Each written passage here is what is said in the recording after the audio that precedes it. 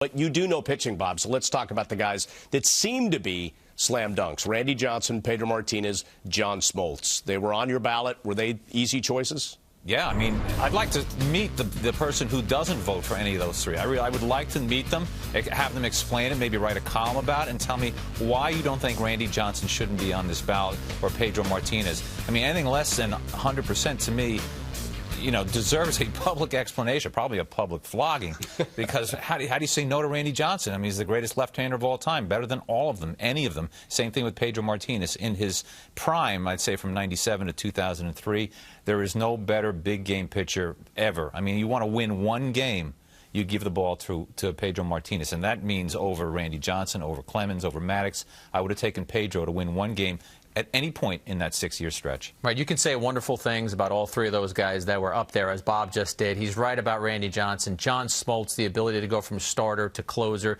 and what he did. But the guy that stands out for me, the guy that I love to watch, was Pedro Martinez, because you looked at this guy, about 5'10", in the steroid era, what he was able to do just coming in and dominating games, the filthy stuff that he had. And when you would talk to him and talk to people who had to face him, some of that was because of the length of his fingers. For a little guy, he had these huge hands and the touch and the finesse that he had. And what I loved about Pedro, too, is sometimes he was almost this cartoon character, like a superhero. I am going to strike you out. I am going to dominate you.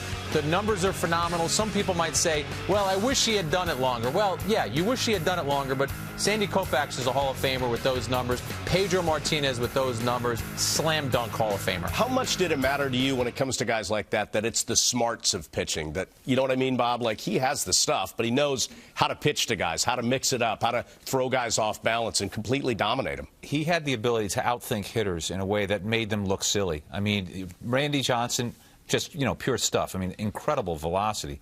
But Pedro had the ability to humiliate you because, A, he could throw the ball in his prime in the 90s, and then he could just destroy your timing with that changeup. I mean, I had Paul O'Neill tell me once, when Pedro was on his good days, which in the late 90s was most of the time, you went up there just hoping he'd make a mistake, and most of the time he did not. You felt like you were defeated the minute you stepped in the batter's box. And not many pitchers can do that to a major league hitter on a consistent basis. And again, for a guy small in stature, we think of the Randy Johnsons or the Roger Clemenses as the guys who would intimidate batters. He was an intimidating pitcher. He would pitch inside. I remember a game at Yankee Stadium where he hit two Yankee batters and both of them had to get sent to the hospital. I think it was Jeter and Alfonso Soriano, and George Steinbrenner was in his box complaining about Pedro. That's what Pedro did to opponents. He was the mean, menacing guy on the mound who told you that he was going to go out there and dominate you, and a lot of the times he did. Well, I got a good story about that, because Pedro was able to get away with that because he never had to step in the batter's box himself. I remember he came in right on Gary Sheffield once. I forgot the year, but Sheffield was so incensed by that, about the headhunting, that he was waiting for Pedro. This was at the old stadium where the parking lot was right across from the ballpark where the players would exit. He was waiting for Pedro in the parking lot and said, if you ever do that to me again, you'll be sorry. And after that, he never came close to Gary Sheffield again.